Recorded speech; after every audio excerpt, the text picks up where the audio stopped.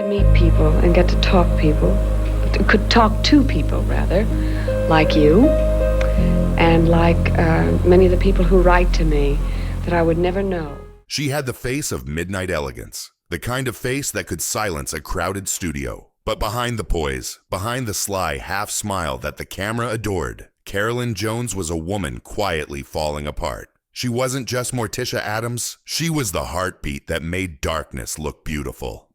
Yet beneath the lashes and laughter, her body was betraying her. Why did one of Hollywood's most distinctive women vanish from fame, alone and dying before the world even noticed? Tonight, we go where the lights fade into the story she never wanted told. She came into the world on April 28, 1930, in Amarillo, Texas, a place of open skies, oil fields, and little mercy. Her childhood was marked by absence. Her father left when she was still small, leaving Carolyn, her sister Bette, and their mother to survive on scraps of stability. The air in Amarillo was harsh, filled with dust that made her chronic asthma worse. She spent long days trapped indoors, clutching a handkerchief over her mouth, staring out a window at the children who could run and breathe freely. That isolation did something to her. It taught her to live in her imagination, a habit that never left. Her mother tried to make life gentler by taking the girls to the local movie house. There, in the flicker of black and white light, Carolyn found her escape.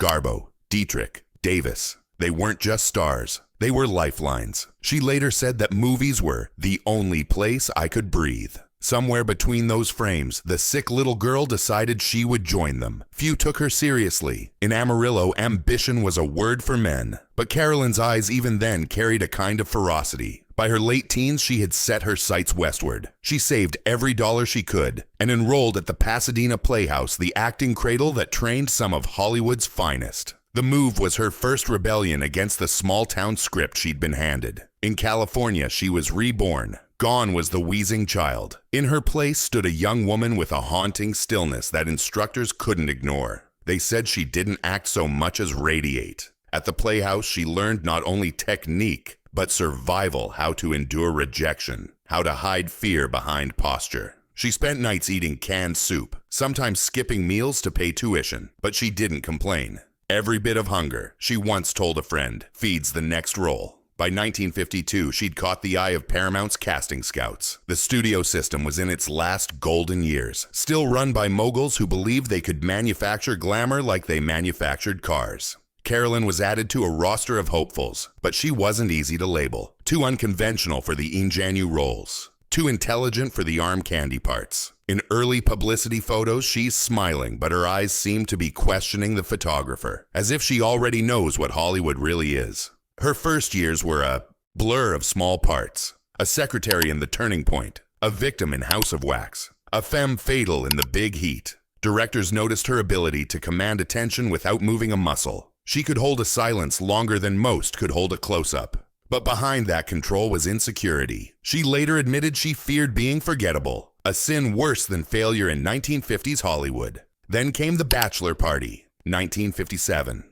Her performance, a lonely woman who bears her heart to a stranger, was raw, wounded, unforgettable. It earned her an Academy Award nomination. Suddenly, the girl from Amarillo was walking red carpets. She wore a sleek black gown, smiled for the cameras, and felt, for one brief moment, invincible. They finally saw me, she said that night. But what she didn't realize was that Hollywood's love is rarely permanent. The same year, she married Aaron Spelling. He was a struggling writer then, full of boyish charm and enormous ambition. They met on a blind date, and within months were inseparable. He adored her intensity. She loved his drive. Together, they were a portrait of 1950s promise, young, talented, hungry. But as Spelling's career began to climb, Carolyn seemed to stall. She was too independent for the studio image machine. They wanted pliant beauties. She wanted depth. Their home life reflected the imbalance. While Aaron wrote late into the night, Carolyn decorated, read poetry, and dreamed of roles that no one offered. Friends said she adored him but feared losing herself. Hollywood wives were expected to smile through dinners and keep quiet about disappointments. Carolyn never mastered that part. Their fights were whispered but sharp about scripts, parties, other women, and her fading chances. Then came King Creole, 1958, with Elvis Presley. Carolyn played a hardened club singer, and for a moment, her career reignited. On set, she and Elvis reportedly became close, bonding over their shared insecurity behind the glamour. "He was so polite," she said later, "and so lonely. I recognize that." But even with the success of King Creole, new offers dried up quickly. Studios branded her as too exotic, a code word in 1950s Hollywood for women who didn't fit neatly into the blonde-brunette binary. The 1960s arrived, and with them, a new generation of stars. Carolyn found herself in television guest spots Wagon Train, Perry Mason, The Twilight Zone. She was respected, but not desired. And then, almost as if by cosmic irony, her greatest role fell into her lap through a television producer she once knew, Nat Perrin, who remembered her unique energy. "You'd make a perfect Morticia," he told her. She laughed. "I always wanted to wear black." When The Addams Family premiered in 1964, it was an instant sensation. Carolyn's Morticia wasn't camp, she was art. The way she glided across the set, her words like silk and smoke, audiences were mesmerized. She and John Astin shared a chemistry that felt real.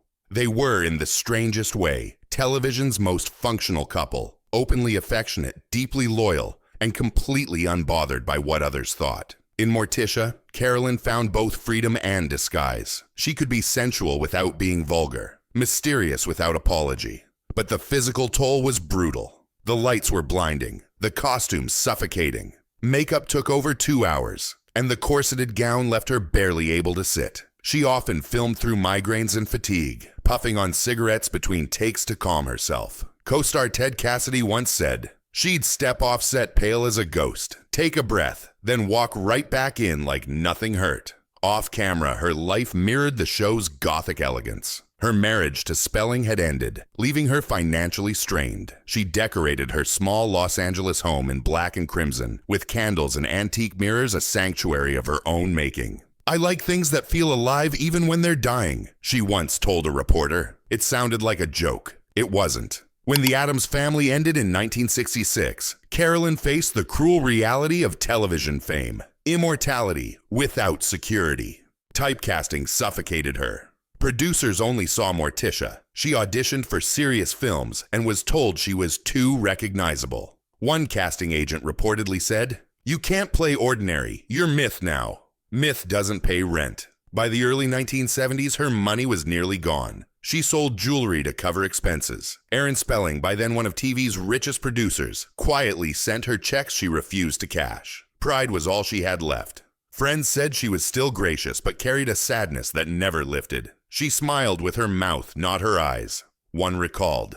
Health problems began to multiply: chronic bronchitis, fatigue, a growing weakness she ignored. She kept working. Batman, Ironside, The Mod Squad, always the guest star, never the lead. When offered smaller television parts, she took them gladly. "It's not about fame anymore," she said. "It's about staying alive."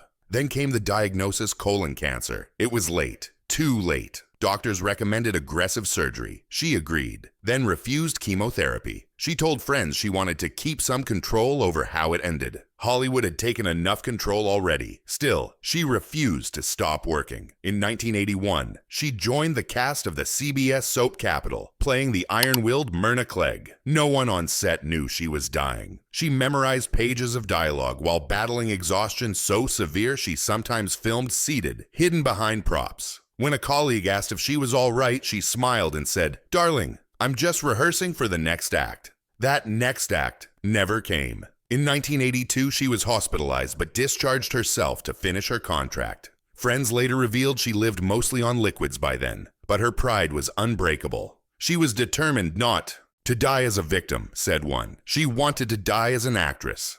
In August 1983, Carolyn Jones died in her West Hollywood home at age 53. Only a handful of people were there: a nurse, a close friend, and her sister. The industry barely paused. The networks ran short obituaries. The magazines printed polite farewells. The woman who once captivated millions slipped quietly into legend. John Astin sent a single black rose, saying only, "For Morticia forever." Her ashes were scattered into the Pacific, the same ocean that once symbolized freedom when she first arrived from Texas. Years later, her influence would surface in places she could never have imagined. when Angelica Houston portrayed Morticia in the 1991 film. She studied Carolyn's tapes frame by frame. Catherine Zeta-Jones did the same decades later. Both said the same thing. There was something untouchable about Jones's version, a kind of grace born of real suffering. But Carolyn's story isn't just about an iconic role. It's about the contradictions she embodied, the woman who made death seem elegant, while quietly fighting for her own life.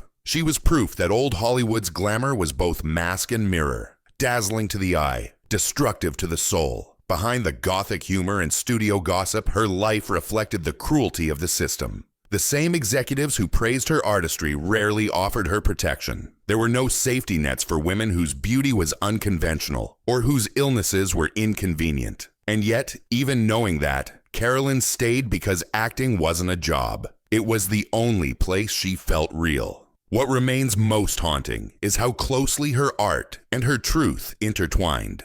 As Morticia, she played a woman surrounded by darkness but unafraid of it. In real life, she met her own darkness with the same calm. She laughed softly at the irony. "I've been rehearsing for this all my life," she once said near the end, referring to her illness. Those who knew her never forgot that line. Carolyn Jones was not a cautionary tale. She was a testament to endurance, to grace, to the strange shimmering strength of those who never fit the mold.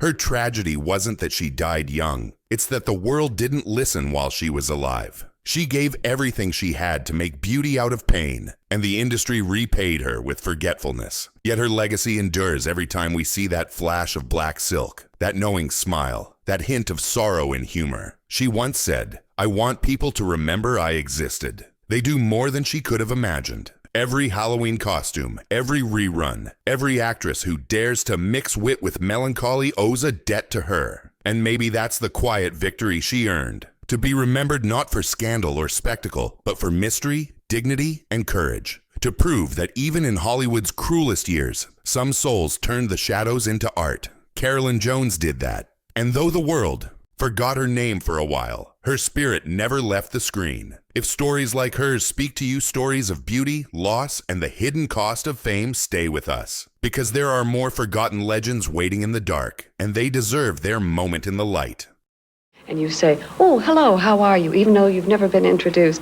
And it's quite a marvelous feeling to be able to say, "Not really. The fellow I'm engaged to be married to, Bud Morse, is a very big sportsman, and we spend our weekends